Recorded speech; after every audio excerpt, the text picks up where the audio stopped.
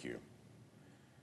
Mr. President, over the last several weeks, we have worked at record pace here in the Senate on nominations. This has been one of those tasks that happens literally every time that there's a new president that comes in, but the pace that we have moved on nominations has been epic based on the last two terms of different presidents.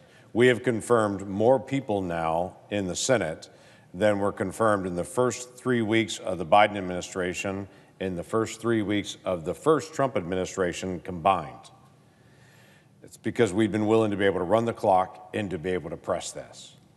Now, the nominations process does take a long time. Every single one of the cabinet officials requires 30 hours of debate here in the Senate.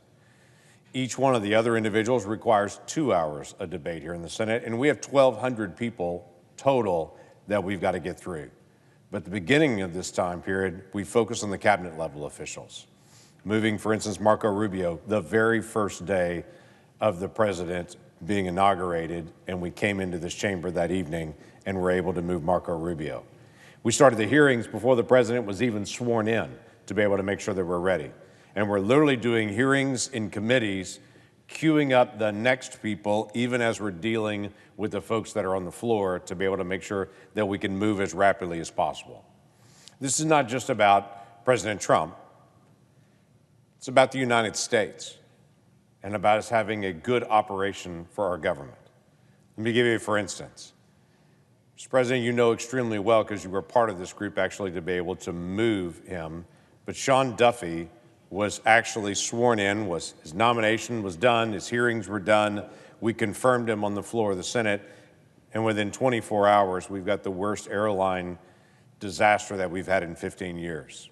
And that Secretary of Transportation was literally on the front line within 24 hours dealing with a terrible accident.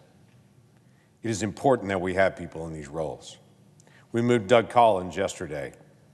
Doug Collins, who himself is Air Force Reserve chaplain, a veteran himself, will now be leading VA, and he's able to step into that role today, taking care of all those issues because we were able to get him confirmed. Pam Bondi and all the issues that we need to be able to resolve within justice. She can actually get started on those issues now because she has been confirmed. She is the new Attorney General of the United States. All these different roles as we move through them and through the committees are vital for us to be able to get done.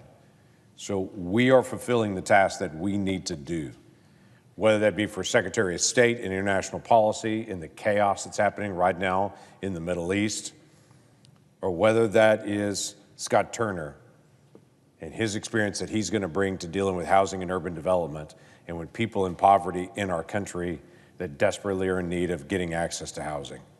We're moving on these folks to make sure that we can actually fulfill the promise that needs to be fulfilled. So, Mr. President, I just wanted to be able to remind everyone, we have more to go. And we're going to continue to be here this week to be able to finish out Office of Management and Budget and Russ Vogt in that role, because if we're going to deal with spending and we're going to make the government more efficient, we've got to have leadership at the Office of Management and Budget. So that will be done this week to make sure that we can continue to be able to implement the policies that need to get done to be able to help the nation continue to be able to move forward. With that, I yield the floor.